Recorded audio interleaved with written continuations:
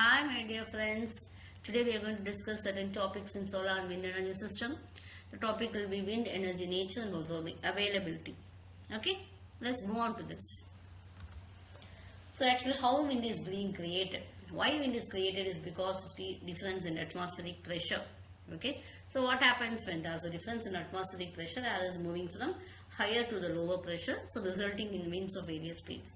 So to the two major factors of wind patterns, so differential heating between the equator and the poles, and also the rotation of the planet. So these are the two driving factors. Okay, the sun is releasing an amount of energy. So what happens, some amount is striking the equator, some is diffusing, and the pole which is receiving the lowest amount of radiation. So that is the reasons behind the wind creation. And next one is utilization aspects of wind energy.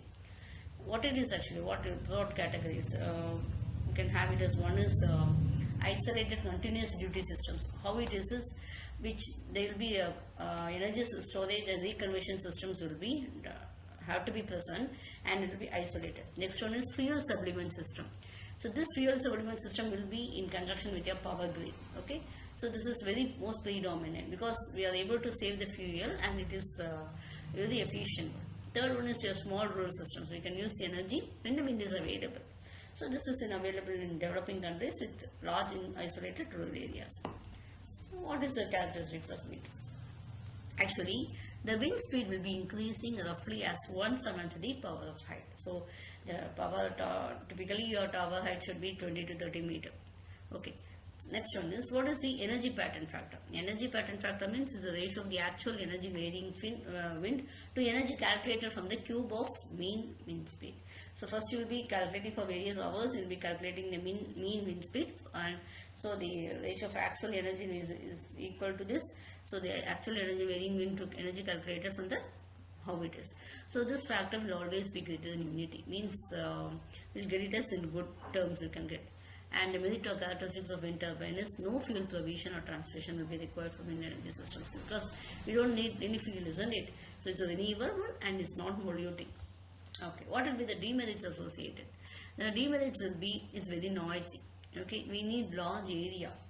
And we know very well wind energy will be diluting and also it will be fluctuating, dilute and fluctuating. Okay, so the conversion of machines have to be necessarily large, then only that small energy can be converted into our form. And it's irregular, depending upon the season only we can get your wind energy.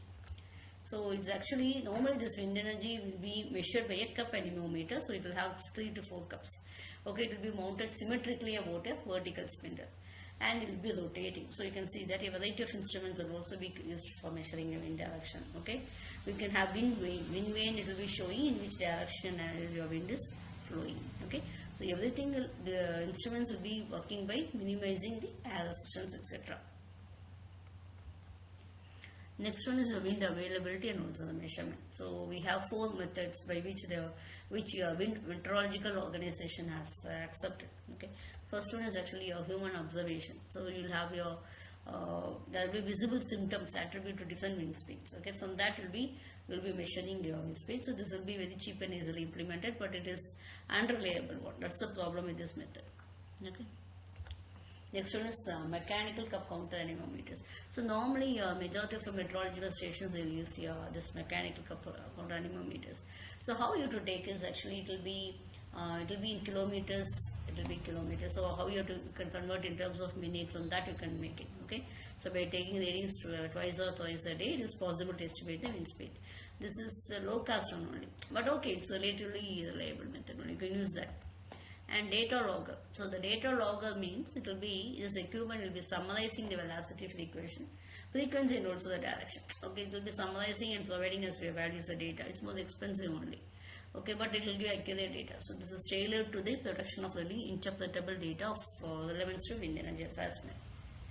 So next one is continuous record of velocity and direction.